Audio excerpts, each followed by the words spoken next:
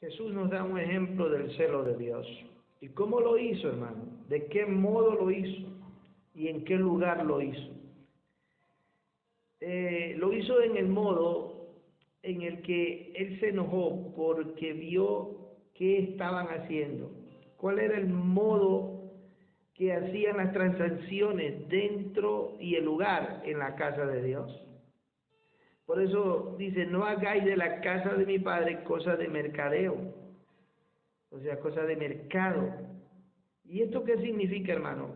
Significa profanar el templo. Esto era un sacrilegio al robar a Dios su gloria y hacer vil lo solemne. Ahora, es lo mismo, no cambia nada hoy en la actualidad. Los que ejercen el ministerio por puro lucro material, nada más, ¿saben qué están haciendo de la casa de Dios? Un mercadeo. Por eso que Jesús cogió y hizo un azote de cuerda y comenzó a echarlos fuera a todos del templo. Ovejas, bueyes, esparció las monedas de los cambistas, volcó las mesas y dijo a los que vendían palomas, quitale aquí esto. Y ahí su celo por ejecutar esta limpieza.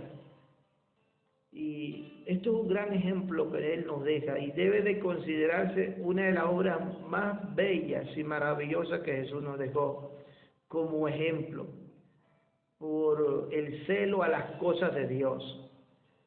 Mis amados hermanos, sin embargo, hoy no está sucediendo eso en el pueblo de Dios y esto se debería de hacer. Y para hacer eso, ¿sabe qué tenemos que olvidarnos? De nuestros prestigios, de nuestros intereses y de nuestras comodidades. Cosa que casi nadie quiere hacer. Por eso la ira de Jesús, hermano, comenzó a echar toda esta gente que hacía transacciones. Ahora, ¿el problema dónde estaba? En el modo en que lo hacían, para explotar a otros. Y sobre todo el lugar, en la casa de Dios. ¡Qué terrible! Esta actitud de los principales sacerdotes y escribas muestran cómo tenían su corazón así tan duro y rebelde. Porque en cambio los cambistas y los vendedores, ellos salieron sin protestar, pero sí salieron a protestar los sacerdotes. Y cuando ellos deberían haber hecho esa limpieza, haber sacado, no, lo tuvo que ir a hacer nuestro Señor Jesucristo. Y ellos saben qué hicieron, porque ellos se beneficiaban, los sacerdotes del cambio, se beneficiaban de todo y explotaban así a la gente. Entonces, ellos en vez de reconocer su culpabilidad, pedir perdón, más bien, ¿sabe? Le pidieron a Jesús prueba de su autoridad. ¿Con qué autoridad haces esto? Y así que Jesús dio una señal futura, era su resurrección. Porque dijo, mire, ustedes destruyen este templo y yo en 3 días lo reconstruyo. Aleluya. O sea, qué evidencia más clara de qué, de que Él era el Hijo de Dios. Estaba hablando ahí de su pasión y de su muerte, ¿no? Y de la resurrección, que era la prueba más contundente de su divinidad. Sin embargo, ellos estaban tan ciegos que no escuchaban, hermano. Hoy, profanar el templo de Dios, hermano, se sigue haciendo.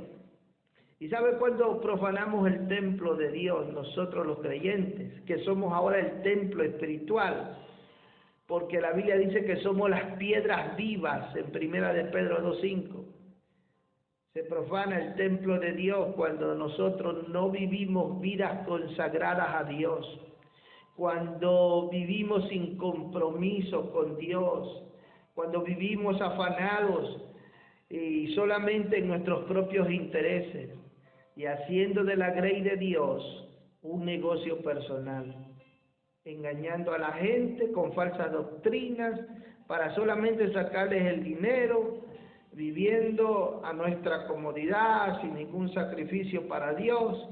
Todo eso representa hoy el profanar el templo, porque esa es la realidad. No podemos presentar los miembros de nuestros cuerpos al pecado. La Biblia nos exhorta que ahora nosotros somos el templo de Dios. En 1 Corintios 6:19 dice, ¿no sabéis que vuestro cuerpo es el templo de Dios, que ha sido comprado a precio de sangre? Glorificad a Dios en vuestro cuerpo, en nuestro espíritu, nuestra alma, en todo nuestro ser. Amado hermano, conságrate a Dios y no sigas profanando el templo de Dios. Señor, te ruego, haz este milagro dentro de tu pueblo y de tu iglesia, Señor.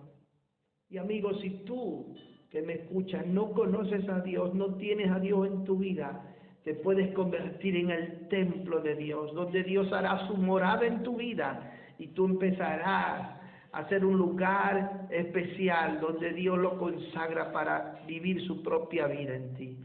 Haz un cambio hoy, dale tu vida a Cristo y Él te da su vida. Señor, glorifícate